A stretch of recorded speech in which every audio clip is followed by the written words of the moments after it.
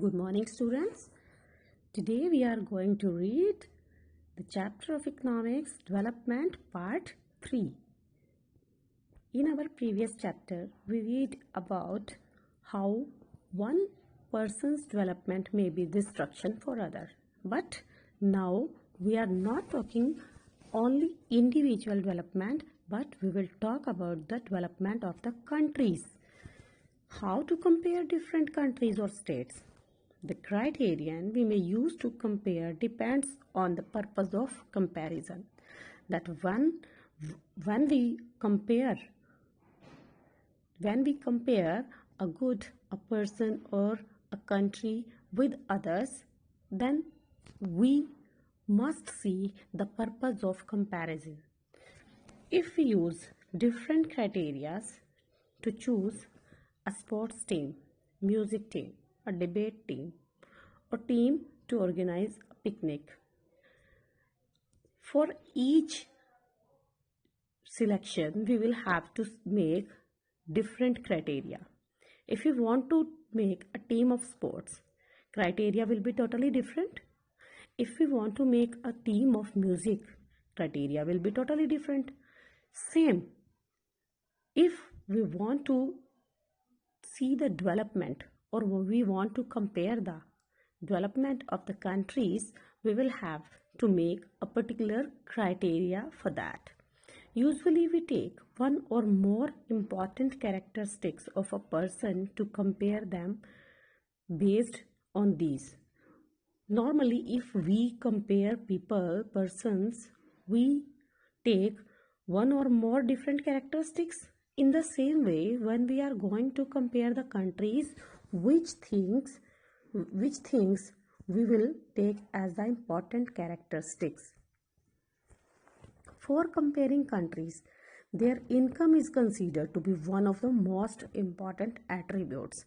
Why we think income an important attribute? Because if a person is earning a good income, rest of the materialistic things he can purchase. He can purchase the things which can make him satisfy. Greater income is considered to be one important goal. Whatever people like and should have, they will be able to get with the greater income. Comparison of different countries or states.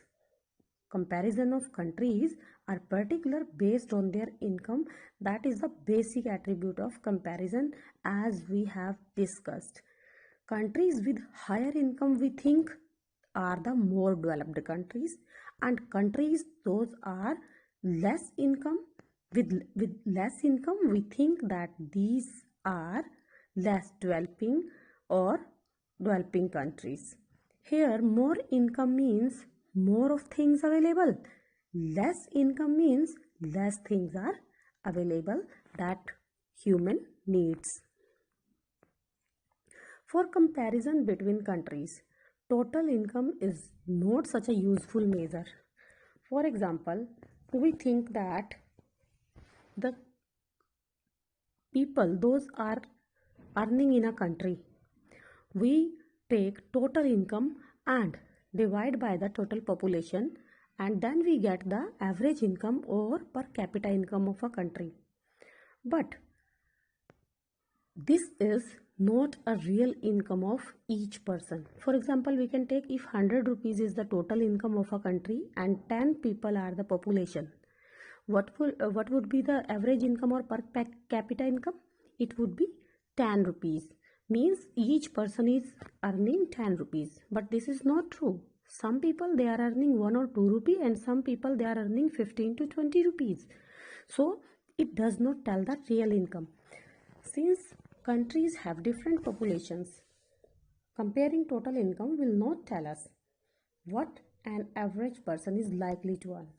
In World Development Report brought out by the World Bank, the criterion used is countries with per capita income of rupees 4,53,000 per annum and above in 2004 are called rich countries, and those with per capita income of rupees 37 or less than are called low income countries. At that time in 2004, our country India, it came under low income countries because the per capita income in 2004, it was just rupees 28,000 per annum. The rich countries are generally called developed countries. Thank you. Next we will read in our next video.